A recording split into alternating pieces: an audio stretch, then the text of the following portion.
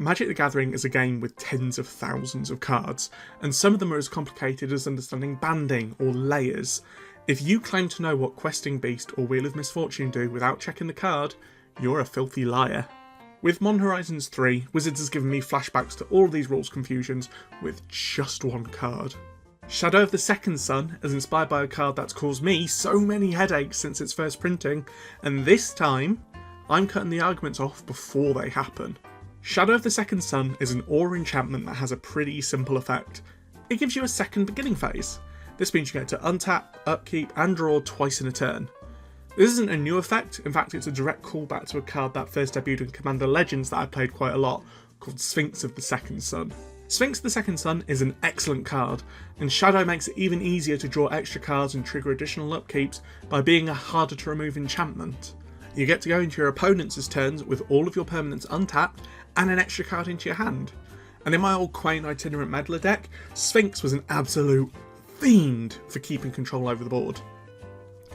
Unfortunately, for an effect that's simple on paper, the amount of misplays I've seen with the Sphinx only makes me dread the chaos of having the same effect on an aura enchantment that this is going to cause.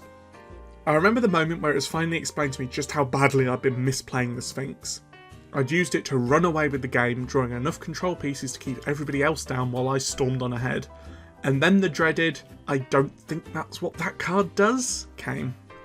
And suddenly, we all realised that my mistake had made the entire game unfixable.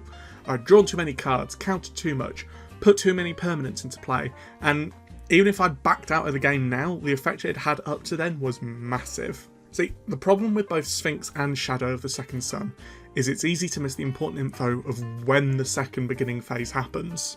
A lot of people will see at the beginning of your second main phase and additional beginning phase and think that means you get to go into your second main phase with everything untapped and a card drawn.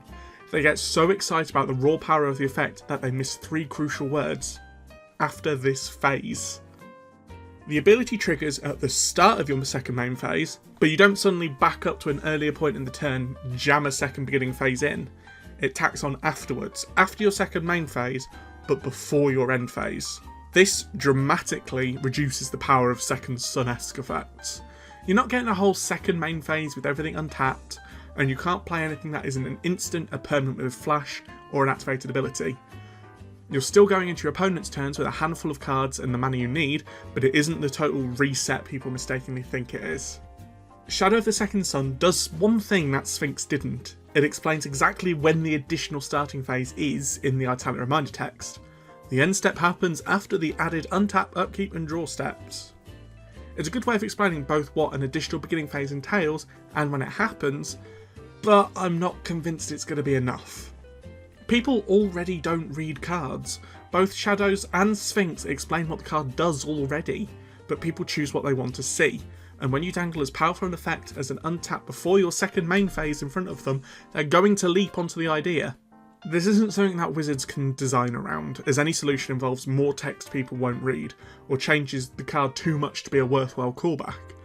The only solution to this is being aware of what the Sphinx and Shadow can do, and being ready to bring it up in games when they hit the board. We're likely going to see this card a lot in Commander, especially with the popularity of Outlaws of Thunder Junction's Abeka Splitter of Seconds, so slow down, read your cards, and you'll be gobbling up those beginning phases like it's nobody's business.